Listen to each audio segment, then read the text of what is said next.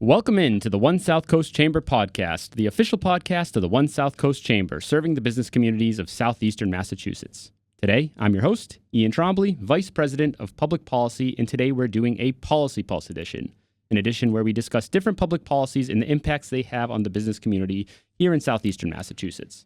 For today's episode, I am thrilled to be joined by State Representative Mark Sylvia.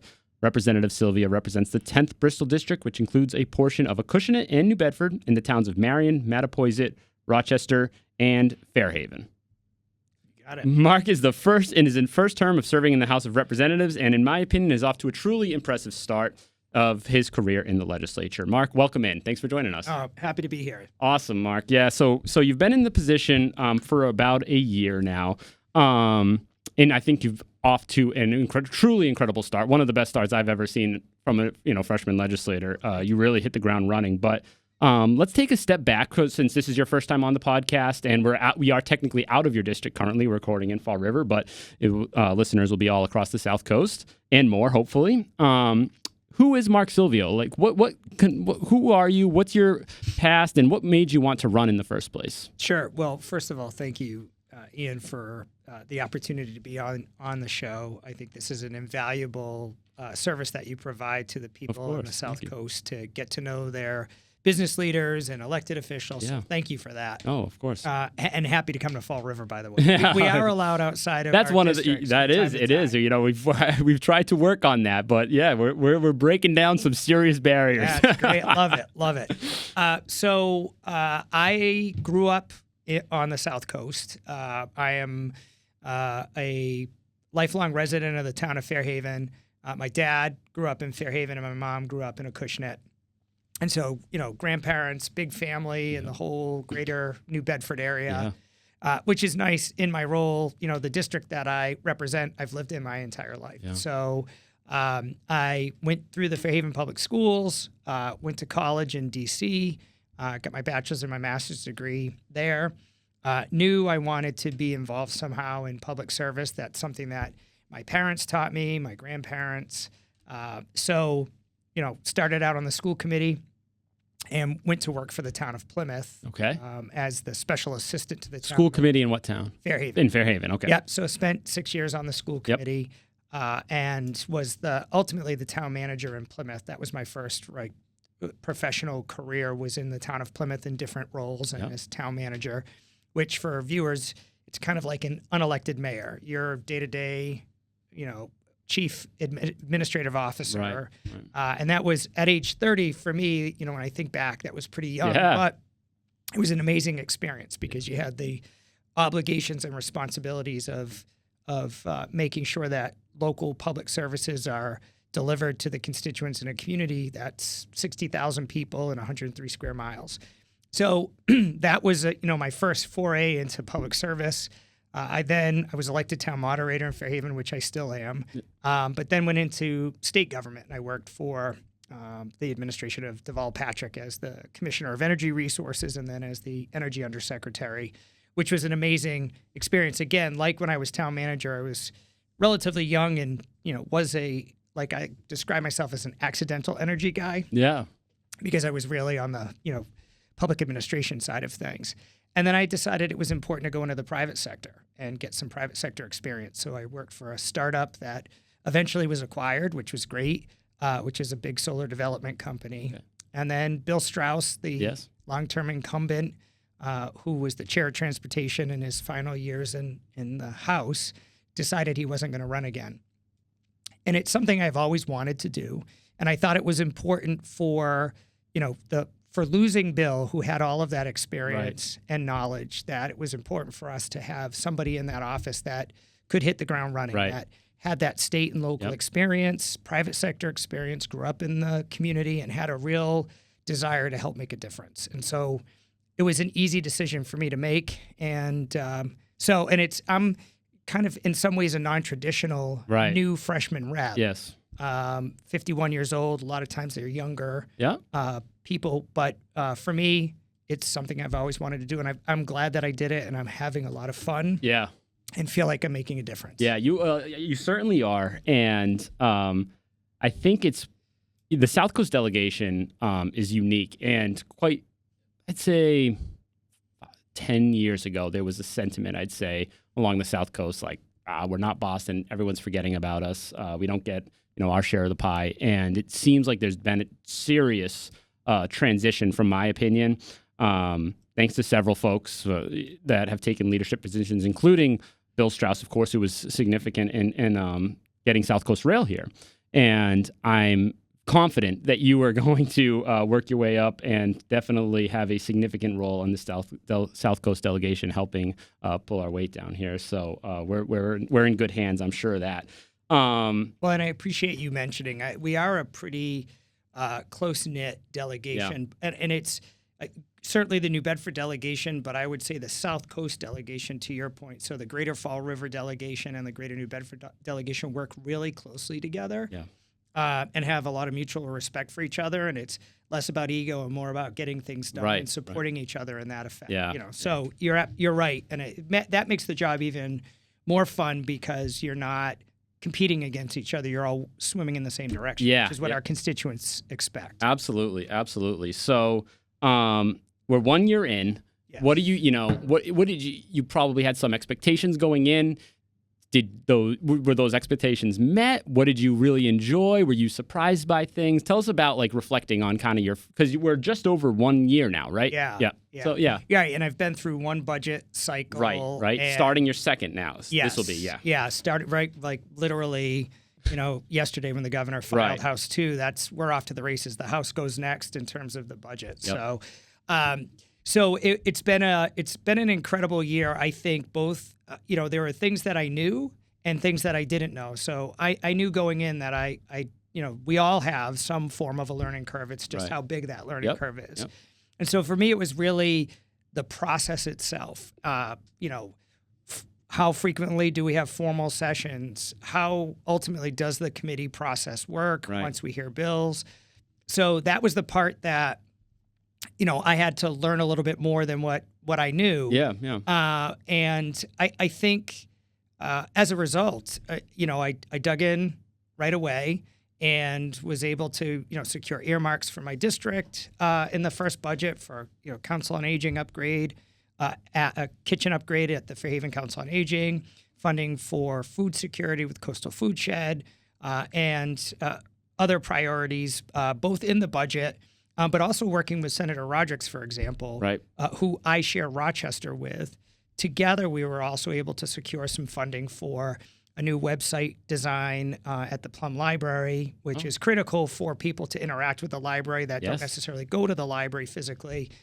We just went to that unveiling, and it was amazing to see what the Plum Library's done. And it was, the trustees flagging it as a important priority, me meeting with them, and then trying to identify funding and working with Senator Rodrick to find that funding. So those local funding priorities were a lot of fun to secure because you've helped. You're part of a group of people that are addressing a problem together. So it's a team effort, and I think all of the constituent services we've been able to do a lot in helping towns navigate through state agency related challenges or individual constituents with unemployment insurance claims and everything in between. Right.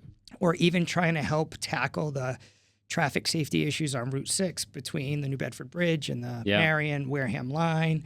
So, really digging in on a lot of things and showing up. I didn't appreciate how much people appreciate when you show up to different events. Yeah. Just showing up and being part of the conversation, even, with One South Coast and all that you do on different topics.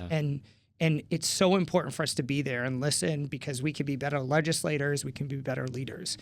I couldn't agree more, and obviously I'm a little biased because we love to have you show up to everything. But it really is so important. You have been extremely available, and whether it's our government affairs committee meeting with business owners, whether it's a ribbon cutting of a small business or a growing business, you're there, you're showing your support. It does matter. It really does, particularly to the residents and the businesses. It makes a difference when you're there, whether it's to give them a proclamation, just introduce yourself, whatever it might be, because they might need something in the future. Now they know who you are. It's not, sometimes I think ribbon cuttings get a bad name, like, oh, you're just there for the picture, but it's so much more than just a picture. Right. It's a celebration. Yeah. Right. And we have the ability to give citations in recognition of people's accomplishments. And I've really come to appreciate that. So I see my job is a three-legged stool. One is legislating, that's obvious. You file bills, and we can talk about the bills I filed, but you file bills and you vote on legislation. That's one leg. The second leg is what I would call constituent services, right. Advocating for and finding ways to support individual constituents, but also your cities, your towns, your businesses. Yep.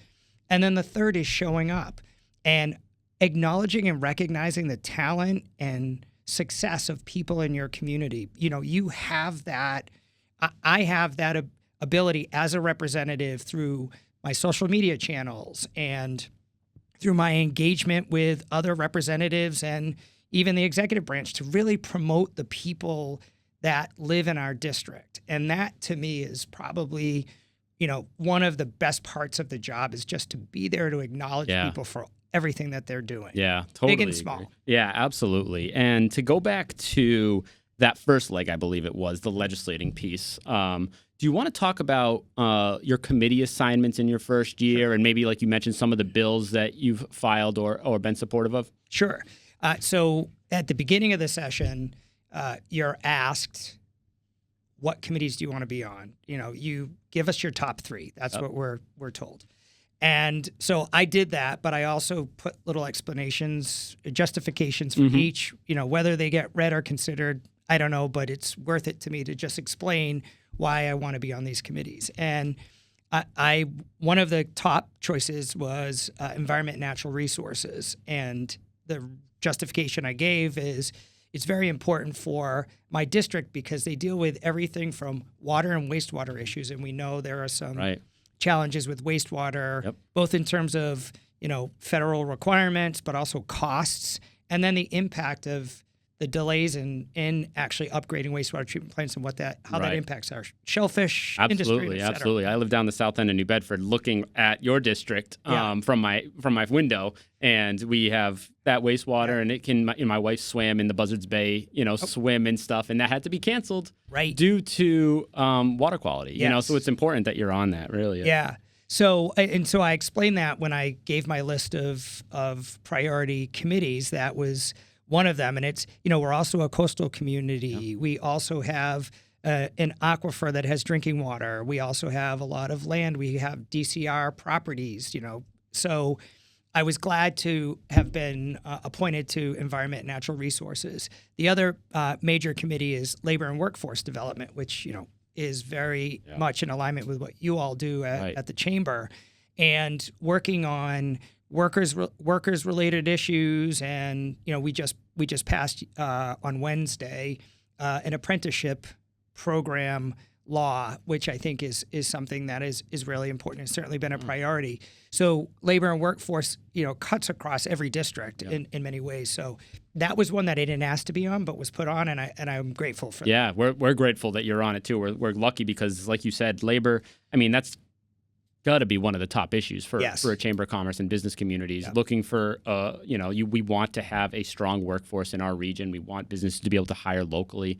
right? And other issues like unemployment, like you mentioned earlier, that's really important. We're glad to have your representation on there. And workers' benefits and the like. And then there are two other committees that I'm on. One is federal funding, which is a House-specific committee, and then climate action and sustainability, likely because of my background in the clean energy space. Yeah. But we've on both labor and workforce development and environment and natural resources, we've heard a number of bills. There are over 7,000 bills that were filed at the beginning of this session. And so, and I've been at every meeting. We have new rules, which I'm happy about, which provides more transparency, I think, for the legislature. And that includes taking attendance to make sure that your legislator is actually attending the hearings of the committees they're on.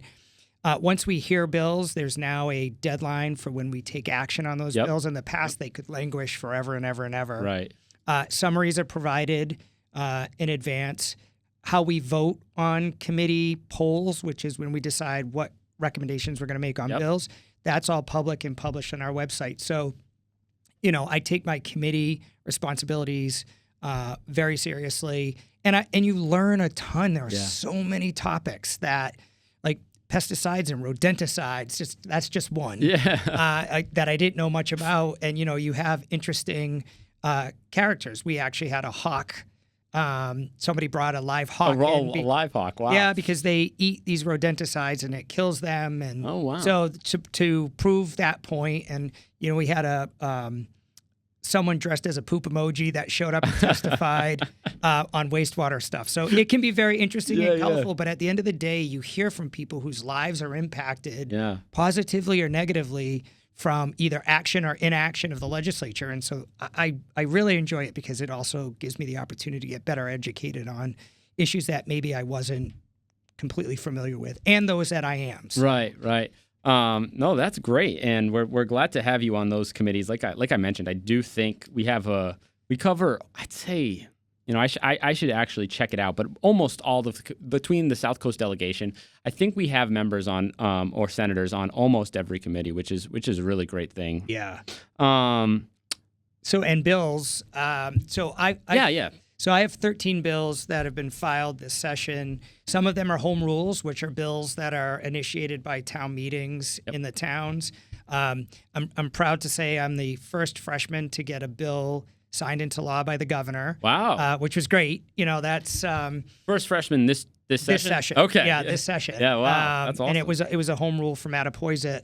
And I have two other bills, one a home rule from Rochester and a home rule from Acushnet that have been signed by the governor. So I'm up to 3. Wow. And that takes you engaging with each committee each step of the way, because it's not like a bill is introduced, you have a committee hearing, and then boom, you vote on it. There's 3 different votes in the House before it gets to the Senate, and they go through the whole same thing. And working with my senator. In the case of Mattapoisett, the Mattapoisett and Acushnet home rules, working closely with Senator Montigny and us agreeing that we would only file one of those bills, because you could technically file a home rule in both. Yep. But then that slows things down. So we've agreed to work together to file jointly, which is great. And that's the way to do it. And to have our respective staffs working together to make sure we can get those bills through. And with the Rochester bill with Senator Rodrick as well. So it's great to have that kind of relationship with your Senate colleague, because in the House, you're only part of the process. The Senate is the equal part of the process, and you have to work together, and we do. But then I filed some bills that were more standalone bills that were really, I thought, certainly what I campaigned on and what I think are really important. So one is increasing veterans benefits, and looking at cost of living and affordability, but also local industry. So I filed 2 bills on the cranberry industry that were part of their priority from a 2017 strategic plan to try and stabilize and grow the cranberry industry in Massachusetts. So filed 2 bills on that, as well as filing bills on traffic safety and on other priorities that were really important to the district. So 13 in total right now. 3 have been signed by the governor. A few have either been accompanied to other bills, which means they take that and add it to a bigger bill.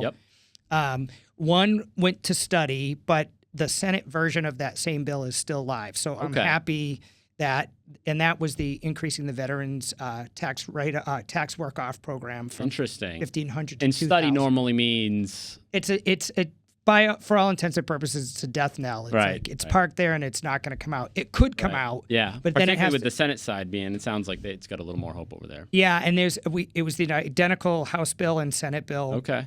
And so the senators on the committee decided they were going to go first on that one, and that's fine because it's literally the same language. Yep. And at the end of the day, I think Senator Sear and I both raised the awareness on that particular topic. Okay.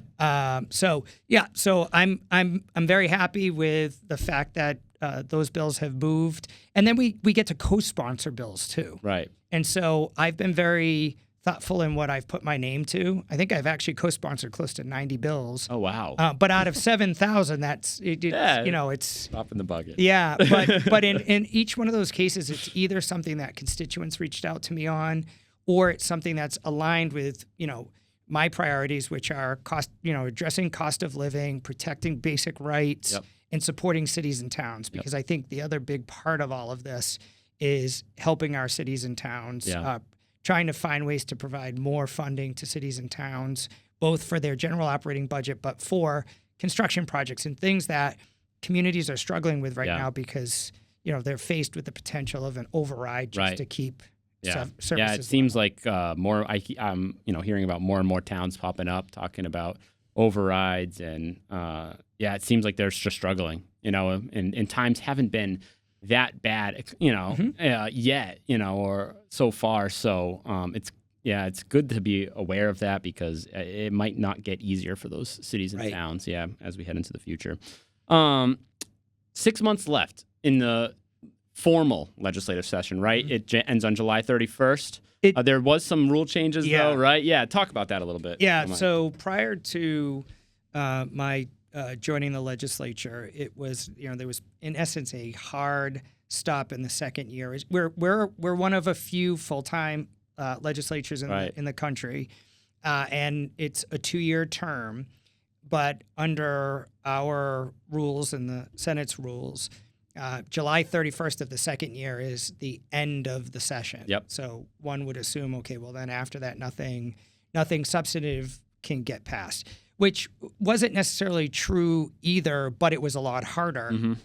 You'd have to move heaven and earth to vote on something after July 31st. So one of the things that happened this session, which I'm proud of, is that we voted on new rules. And those rules, I think, were driven in part by, the results of question 1 on the ballot. And I knew and I voted for it in part to help drive that transparency. Which was the audit, right? Yeah. That was the audit of the legislature. Yep. So these rules, I think, came about as a result of, overwhelmingly people have signaled that they want to see more transparency. So the legislature enacted new rules that we talked about, some of the transparency rules with the committees. But it also has given more ability to take big, important issues after July 31st. So I think the rule is that they have to be conferenceable, meaning you can meet in conference, but we don't have that same hill to climb to take up substantive legislation after July 31st, which I think is right. We should be able to take up big pieces of legislation through December 31st. And so those rule changes give us that much more flexibility to do that. And inevitably, at the end of the last session, they passed the economic development bill, they passed a citing reform bill, and they passed, I think, an additional healthcare bill after July 31st. But that was closer to the end of the year. So I'm glad to see that there's more flexibility. There's more to do. From a transparency perspective, certainly there's more to do, but I'm proud of the fact that, these new House and joint rules are much more transparent than they were. The legislature, I think, has clearly taken that into consideration, and in these new rules, that was an overwhelming vote. So it's good to see that. So with a 6-month, potentially full year almost ahead of you in the second year of the session, anything you want to focus on or try and accomplish? Yeah. So for me individually, certainly it's getting the rest of my bills over the finish line. There are some home rules right now that have gone from the House to the Senate, and so shortly, hopefully, they'll make their way through the Senate and then on to the governor for signature. So legislatively, certainly seeing those bills through to the end is an important individual priority for me. We have 10 more, right? Is that right? Am I doing my math right? You've got 3 done so far, 13 10 filed? More. Okay. 10 more. And some of which are already out of the House and in the Senate and will get passed. So even if it's 10 out of the 13 in total or whatever it is, I'm very proud of the fact that would be a great batting average. No kidding. But there are also big issues that we are taking up, that we know we're going to be taking up. So you and I just earlier referenced the governor's budget. She filed it. The House goes next. And so over the next few months, we'll be working through our Ways and Means Committee on the budget. We'll vote on that budget, and then it'll go over to the Senate. And that will be a very important, obviously, legislative action that we take. On the topic of energy affordability, that is a very important issue to my constituents, certainly to you and everyone else on the South Coast and really across the Commonwealth. And there was a bill that was reported out in November in the House, and there's more work that needed to be done to engage different stakeholders on that. But I and House Ways and Means met with all of us last week. And I should say, for me, as someone who was in the energy space from the beginning, last year in January and February, I was on the phone with the DPU, with Eversource, with the Department of Energy Resources, with the ratepayer advocate from the Attorney General's office, doing everything I could as an individual to first understand their perspective on what's happening, but also to advocate for change. And then when the energy bill was being crafted, I met with the chair of the committee. I met with the former chair of the committee. I put together my thoughts, shared that on paper. I've done that again since the energy bill was released in November. And we'll continue to, you don't have to be on a committee to make a difference. And also, have been part of circulating different letters that we've submitted to the DPU, opposed to like the rate hikes that Eversource had proposed for this fall for gas in particular. So, even though I'm not on that committee, I can be as much of a strong advocate. And in some ways, it gives you more flexibility. Right. That's important. Right. So we talk about constantly, if for the listeners on the podcast have probably heard me reference this over and over again, but competitiveness in general, right? Over affordability across the state. And I typically say the big three are energy, housing, and healthcare costs, right? And energy, particularly these couple weeks, right? It's 0, 10 degrees out. It's frigid out there, and those energy bills are going to be high. So it's good, that we have, the legislature looking at this energy bill.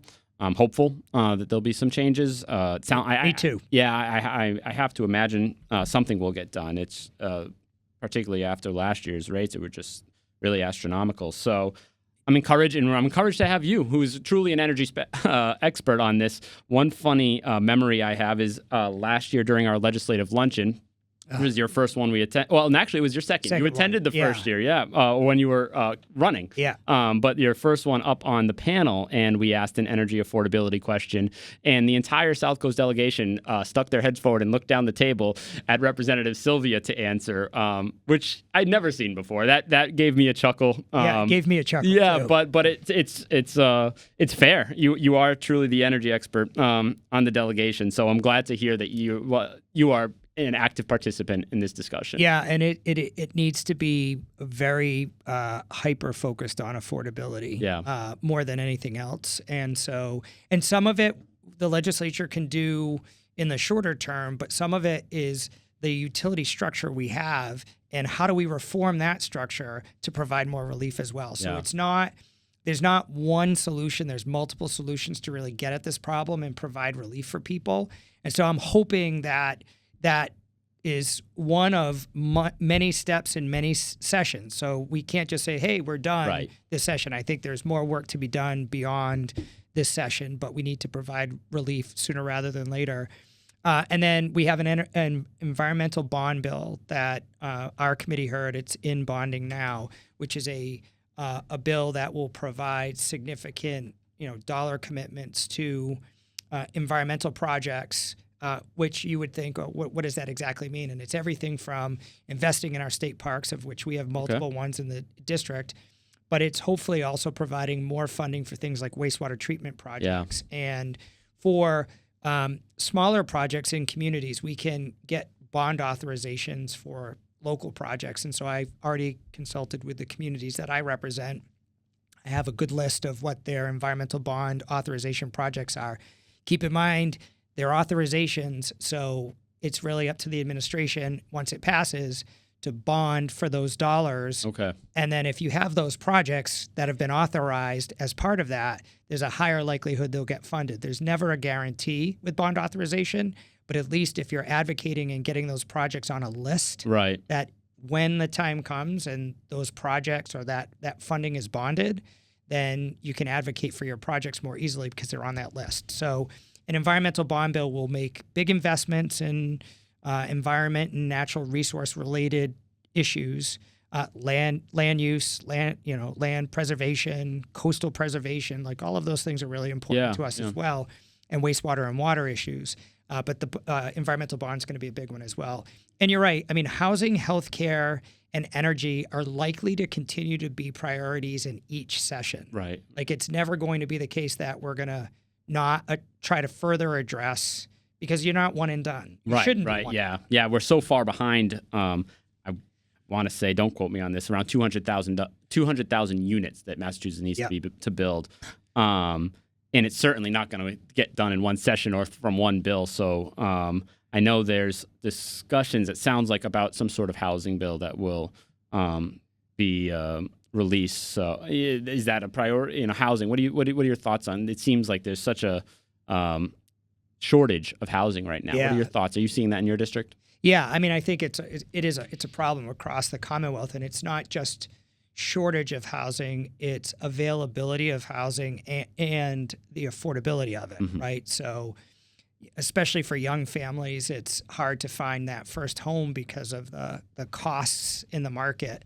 So, the Homes Act was passed last session before I became a member, which was the largest investment that Massachusetts has committed to the issue of housing, probably in our history. Yeah. And so part of that I think is important is getting out and implementing as much as possible, because there are a lot of different tools that are available, everything from now ADUs, which, are by right across the Commonwealth. So communities are working through their bylaws to make sure that they're able to provide ADUs by right. There are funding programs, and the governor in this budget has also committed more funding towards housing. So that's something that we have to continually be building on. And same with healthcare. That is probably going to be one of the biggest factors in what our budget ultimately looks like at the end of the day, because we know the federal government has made some decisions that are unfortunate and being kind, right?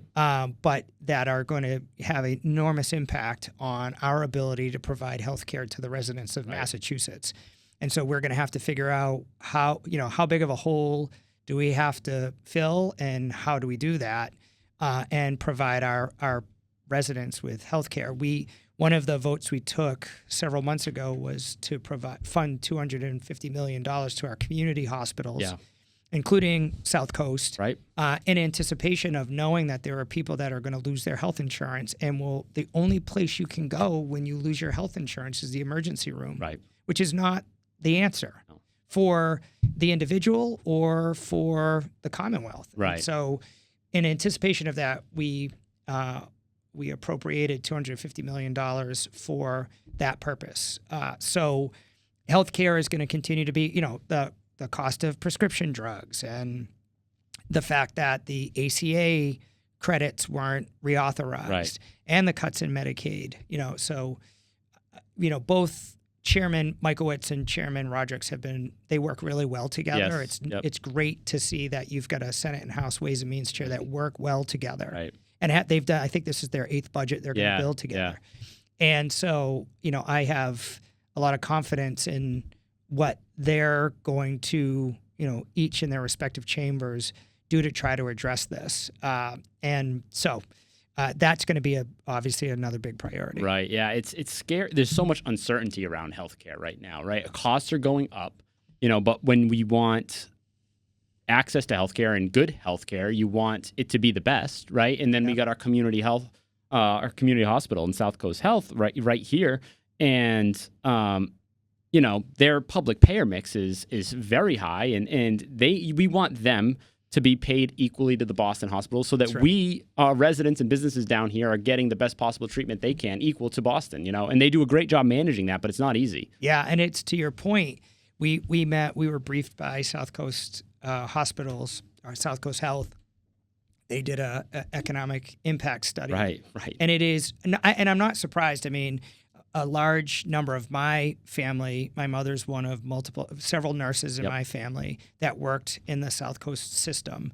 And so I'm not surprised at it being, largest employer, largest private employer, their economic development impact locally, how much small businesses that provide supplies. Absolutely.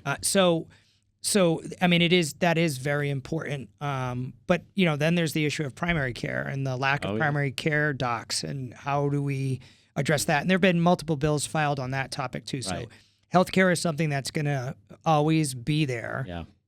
And we need to continuously be thinking and legislating on ways to make it better for our residents. Yeah, I completely agree, and I'm glad you highlighted the economic impact study. We got a similar presentation, and it's quite incredible, and I encourage any listeners who are interested to check it out. I mean, they're beyond providing, incredible healthcare, their impact on the local economy and the business community, and like you said, with vendors and small businesses, and the list goes on and on. People or your family or friends that work there or receive care.